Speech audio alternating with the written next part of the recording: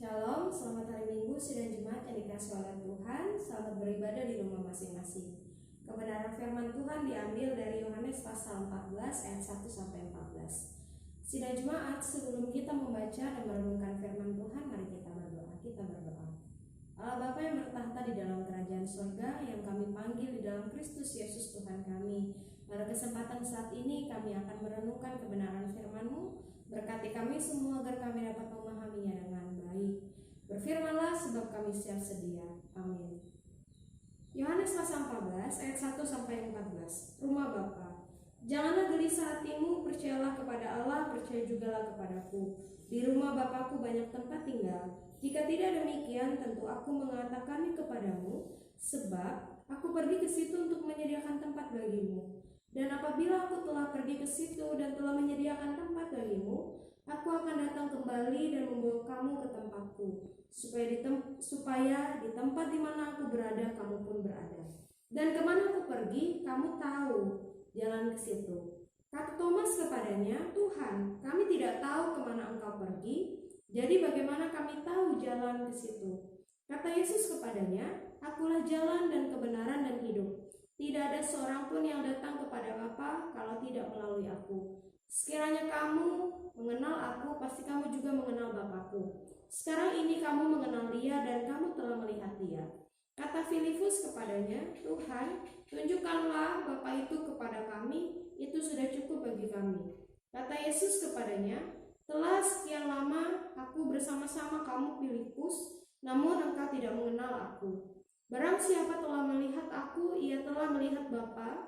Bagaimana engkau berkata, tunjukkanlah Bapa itu kepada kami?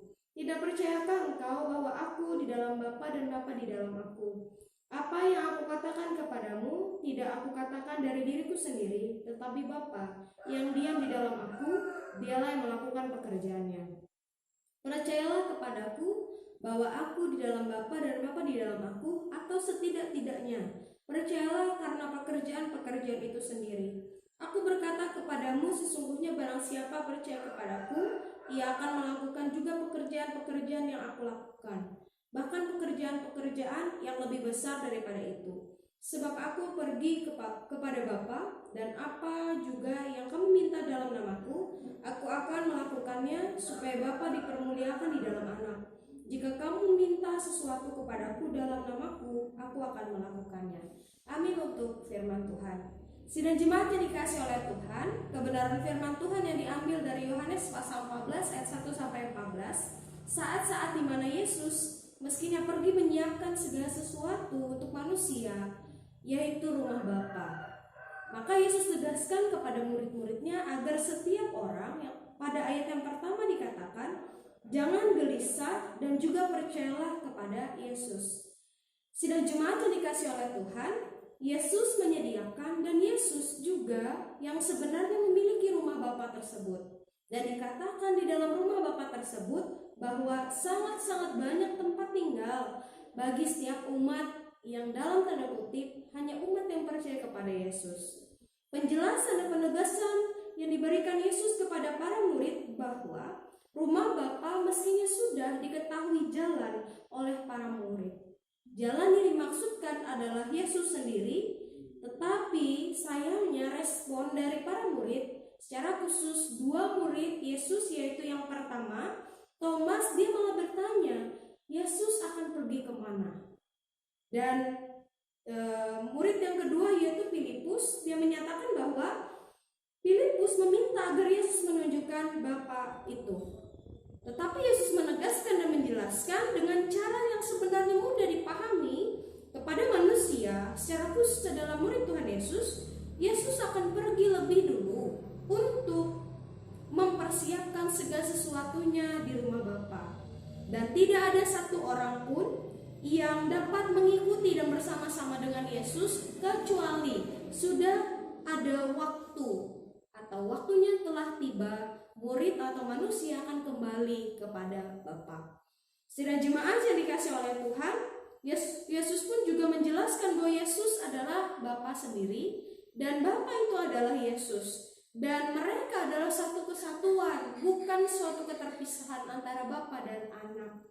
Lalu Yesus juga mengatakan bahwa bahwa Ia adalah Bapa dan Bapa adalah Yesus, apa yang dikatakan oleh Yesus itu bukan berasal dari dirinya sendiri, tapi berasal dari Bapa.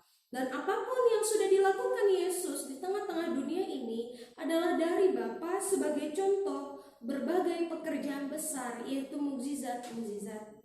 Orang-orang boleh disembuhkan, orang-orang boleh dibangkitkan dan sebagainya. Selanjutnya, penegasan pada ayat-ayat terakhir dijelaskan bahwa Yesus juga menyatakan harusnya setiap umat, bahkan secara khusus adalah murid-murid Tuhan Yesus, percaya kepada Tuhan Yesus. Yang kedua adalah siapapun yang percaya, ketika dia sudah masuk di dalam jenjang percaya kepada Yesus, maka dia akan melakukan hal-hal yang besar. Nanti saya akan jelaskan ketika bagian pembelajaran. Dan yang ketiga adalah jika meminta sesuatu kepada Allah melalui Yesus, maka akan diberikan apapun yang dia minta. Nasi dan jemaat yang dikasih oleh Tuhan, ada 3 pembelajaran bagi kita untuk nas pada minggu ini, yaitu yang pertama. Yang pertama adalah ajakan untuk percaya kepada Yesus berarti memberikan diri untuk satu tujuan, yaitu kehidupan yang kekal. Tetapi ajakan ini tidak memaksa, dengan artian tidak harus ataupun tidak wajib. Ajakan ini bersifat pilihan, mau atau tidak, iya atau tidak. Dan segala sesuatu yang dimaksudkan dengan percaya dalam wujud iman tidak layaknya seperti yang diminta oleh Filipus dan juga Thomas. Sesuatu yang tidak bisa dilihat oleh kasat mata, yaitu iman sendiri. Yang kedua adalah yang menjadi pembelajaran untuk kita. Setiap orang yang telah mengikuti Yesus, maka ia pun akan melakukan berbagai pekerjaan. Sebagai contoh, bukan hanya pekerjaan yang kecil, tapi pekerjaan yang besar bersama-sama dengan Tuhan. Berkat-berkat, sukacita, pelayanan, sesuatu yang membuat Allah dimuliakan. Jadi setiap orang yang percaya kepada Yesus berarti menyatakan bahwa dia harus sama dengan karakter dari Yesus sendiri. Sama seperti Yesus memiliki karakter Bapa di dalam dirinya. Penjelasan atau pembelajaran yang ketiga adalah ayat yang terakhir. Silakan Bapak Ibu baca sendiri dan diperhatikan, dilihat sendiri dari nas pada hari ini. Hal tersebut berkaitan dengan doa. Tentu setiap orang memiliki setiap keinginan yang begitu mendalam di dalam dirinya. Keinginan untuk mendapatkan sesuatu, dan nas pada hari ini menyangkut tentang doa.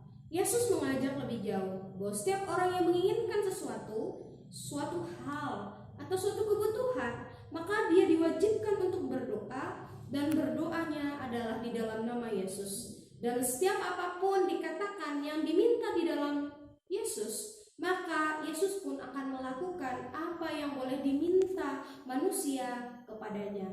Biarlah kebenaran firman pada hari ini boleh memperkuat iman percaya sidang jemaat dan keluarga terkasih di rumah masing-masing. Amin untuk firman Tuhan.